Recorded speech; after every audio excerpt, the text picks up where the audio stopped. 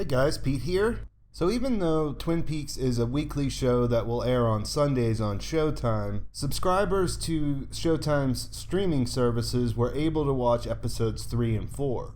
So this will be my recap and review for episode 3, and definite spoiler warning here, if you haven't watched episode 3, then you're going to wait until it debuts this Sunday before you come back and watch this video. So first off, I have to admit this was my least favorite of the new episodes, but it did have its moments. The biggest problem I had with it was the opening sequence, which lasted about 15 minutes. It's not that it was bad necessarily, it was mysterious and creepy, but most of what happened seemed unimportant to the overall story. Basically, we found out Agent Cooper was not yet in the real world. We picked up with his falling from the lodge as he was going through the sky, and he passes through a transitional place which I don't really know how to describe. In all his time there, all that really happens is he passes through with some help from two unknown characters who aren't necessarily important to the story going forward. Some other notable things that happen while he's there is he sees a disembodied head, or I should say the disembodied head of Major Briggs in the cosmos, kind of in the background of the space there, and Major Briggs just says Blue Rose.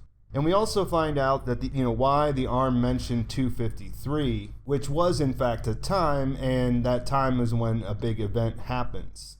Back in the real world, we see Evil Coop losing it while he's driving at the same time. He seems to be on that same highway we saw him at in the last episode, and he's basically just starting to lose consciousness, I guess would be the way to describe it. He eventually crashes his car, which was done really well. I mean, it was an awesome crash scene. And we get an awesomely gratuitous puking scene where he loses what looks like Garmon Bozia. Most importantly, we see what his plan was for avoiding going to the Black Lodge. As he's fighting to hold in the vomit, we rewind in time just a little bit and we meet Dougie. Now, we don't get to learn a lot about Dougie at first, but Mike will fill us in later, and initially it looks as though we have a third Cooper. Albeit a heavier Cooper that has even a funnier haircut than Evil Coop does.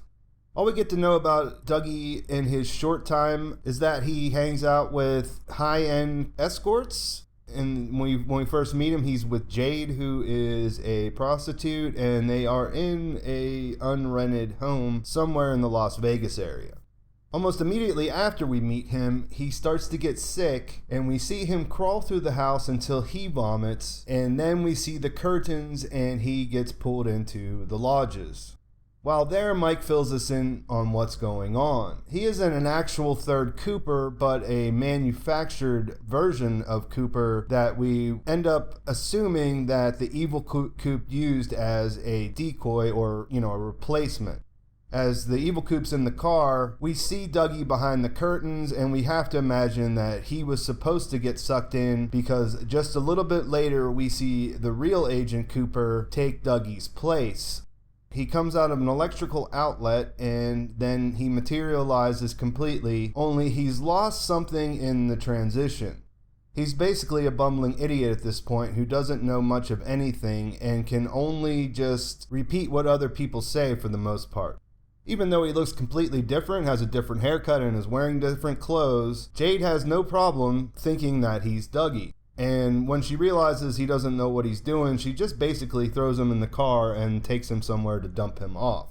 In that process, we learn that Dougie is in some trouble of some sort with some shady dudes who seem to want to kill him, but we don't know why. Dougie's car is left behind, and we see that someone puts a bomb, or at least what looks like a bomb, underneath it, and we meet a character who lives across the street briefly, Meth Head, whose kid kind of watches that all go down. Not sure if that'll be important later or not.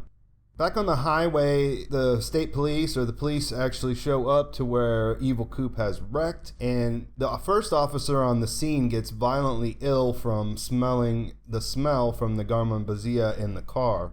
Back at the Twin Peaks Sheriff Department, we see that Hawk has convened with Lucy and Andy, and they've laid out all the information they had from Cooper's stuff, and This scene kind of drags on a little bit too because they don't really make any progress. There's some funny bits here and, it's typical Andy and Lucy, but the overall thing is that they're trying to figure out how Hawk can use his heritage to figure out what's missing in all the evidence. We get a little bit of Dr. Jacoby, who has a really elaborate setup to paint those shovels he had in episode 1, and he's painting them gold. He has a couple guitar pedals hooked up to a machine that he made, and he's just sort of painting them, but we don't have any idea of why he's doing that at this time. Jade drops Dougie, or actually Agent Cooper, off at a small casino outside of Las Vegas, gives him $5 and tells him to go ask for help, or call for help, I should say. Inside, we get a better idea that he really is not functional at the moment, but he has this strange vision where he can see a little thing above slot machines that are about to hit, so he basically wins a bunch of money while he's there. He basically becomes Mr. Jackpots, which we'll talk about a little bit later, and it's not really an essential part of anything, but there's some funny parts in it, especially the old lady who is the slot addict. Back at the FBI headquarters, we meet a character that you might not know, or if you have read The Secret History, it's the person who Cole had given the dossier to. She's the one who does all the annotations of TP in the margins, and her name is Tamara Preston. We meet her with two of my favorite characters of all time, Gordon Cole and Albert Rosenfield. So they're at the FBI's headquarters, and Tamara, who goes by Tammy, is working with Cole and Albert. She goes over the details of what happened in New York, and we see a little bit of that, which we already saw, and then we find out that Evil Coop is in custody when Cole gets a telephone call. The episode ends with Cole telling Albert and Tammy that they'll be going with him to the Black Hills of South Dakota to look into what's going on with Coop, who they haven't seen for 25 years. As mentioned, he's in custody, so they set up a thing to fly in the morning, and then we cut back to the Roadhouse where we get another end sequence song, and it looks like this is going to be a regular thing throughout the season. Each episode will end with a song. Like I said at the beginning, it's not my favorite episode. The second watch was more enjoyable than the first. It's definitely great to see Cole and Albert back, and even though the story didn't move along that far, we did get some information, like we figured out what the 253 was, we figured out what Evil Coop's plan was to stay in the real world rather than going back to the lodge, and even though the Dougie thing starts out kind of slow, it will eventually have a big part because obviously Coop is now being regarded as Dougie since he can't really explain to anyone that he's not.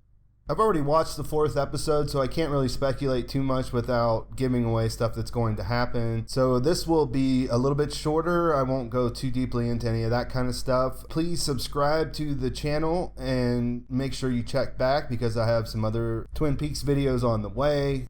Definitely will be coming out with the episode 4 recap and review, plus some other ones that I'm coming up with as I'm going along. If you have any ideas of stuff you want to learn more about or questions about any of these episodes, make sure you leave a comment and I'll try to get back to you as soon as I can. Thanks for watching. I'll talk to you soon.